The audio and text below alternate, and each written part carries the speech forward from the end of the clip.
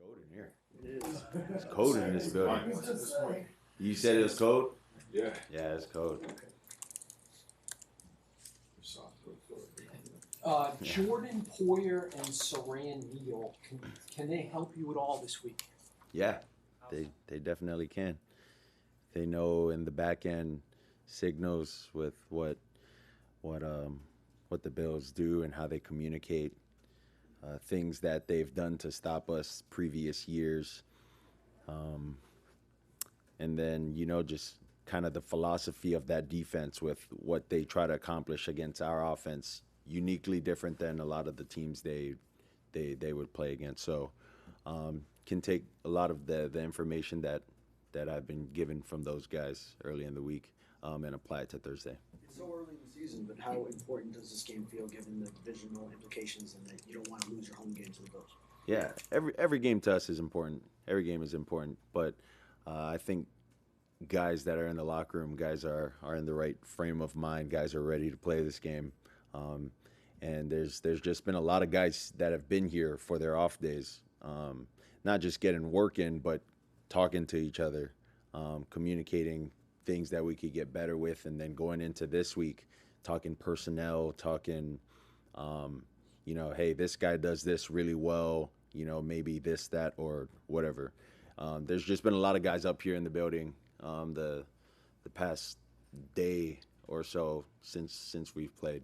So I think that's a good thing for us. So how much is it in your mind as a player when you know that another team has beaten you so often, has had so much success? Does that eat away at you? Is it something you think about as you prep for that team, knowing the success they've had? Well, that's going to be what's written out there until we do something about that. That's going to be the narrative that we can't beat the Bills, and until we do beat them and we beat them consistently, like none of that's going to change. And we have an opportunity to do that this year. We have an opportunity to do that this Thursday. A lot of the conversation after the game on Sunday was about halftime and your speech and the adjustments and how they were effective. I'm curious, in your perspective, how you think that experience and your guys' ability to overcome those adjustments can galvanize this team and make you better for it in the long run. Yeah, I think halftime speeches are good. I don't think they're necessarily that's necessarily something you need to do all the time. Not just coming from me, but coming from any other leader on our team. We have a good enough team to be able to just start fast, start the way we want to, and it doesn't have to get to that point for any of us. And we got to hold each other to the standard that we said we wanted to, and that's all that was.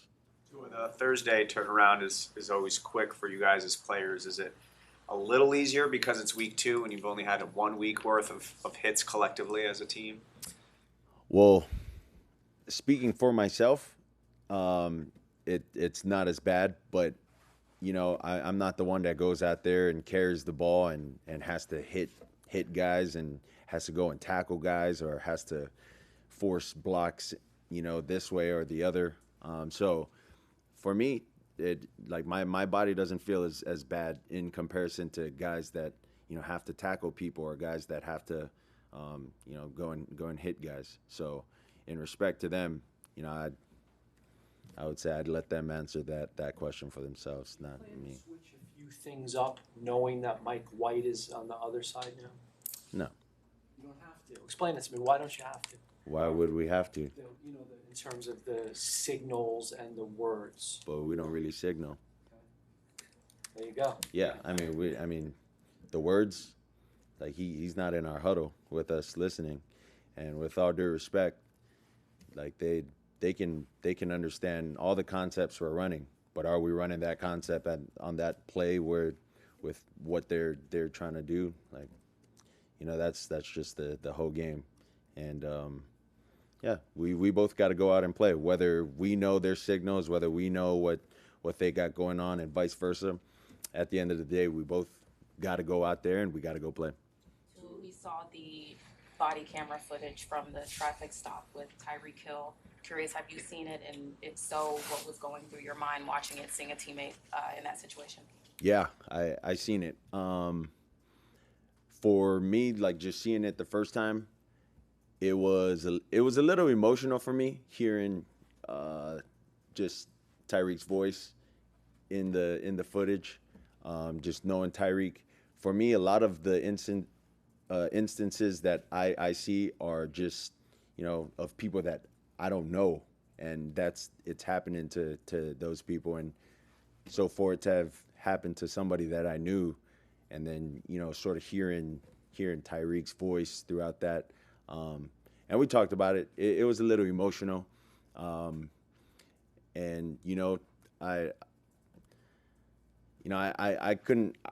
I don't know like exactly how I would have dealt with that in that situation, and I can't speak on something that I've never personally gone through myself. I've never been through any of that growing up in Hawaii, but he knows that he has my support. I would say just watching the film, in my opinion, I think it could have been de-escalated another way. I just, I don't think it was done the right way. I mean, there's a lot of things that I think could have been done different. But I know Tyreek has gathered a group of us together, to do something to help, change some things, and he's come up with a couple ideas, and we've gathered to talk about what we wanted to do. Obviously, we're going to worry about this week, but next week we'll get back together and we'll talk about how we can do something to help change what is going on. I mean, it's right in our backyard. Like that's just what it was, and for him to have stayed in the mindset to be able to still have came to the game, still play through all of that, and did what he did. I mean, just think of that. Like, 15, 20 minutes before he came to the stadium, I mean, he just had gone through all of that, and mentally, physically, like what that does to you. I mean, he didn't blink. He came to the stadium and got everybody turned. And you guys seen what he did? He did what he did, and yeah, I mean that's just Tyreek. But yeah, I definitely seen that, and struck a lot of conversation for our locker room and a lot of us. Conversations like? Yeah. What were some of those conversations like that you mentioned?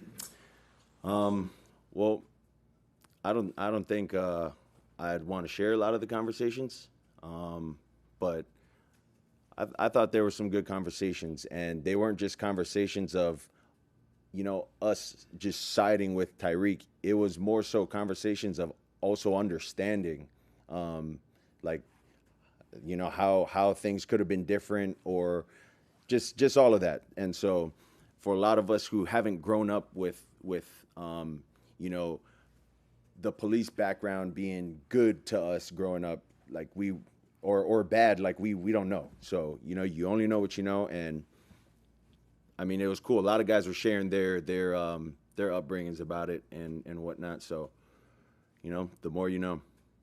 How do you refocus after something like that? I mean, he was on CNN last night. I mean, it's try not to make it be a distraction, but that's what we're asking about 48 hours before a game. Well, I think the thing is we don't avoid the obvious. Like it's a thing. Yeah, let it be what it is. Let it take its course. I think when we start to brush that away and think that this football thing is the most important thing to us, when this isn't just something that Tyreek gone through. Like this is something that people in general go through. Like that's a life thing, like football. We're blessed to do this. We're blessed to be able to play this sport. We're blessed to make all this money to do what we love, and it's for fun. But that's real life. That's no games in that, brother. Just going back to Tyreek's mindset on Sunday, it kind of sounds like he didn't enter the locker room like visibly affected by this, or like were you aware of just how bad his experience was when he got into the locker room on Sunday? So the thing is, I had no idea any of it happened.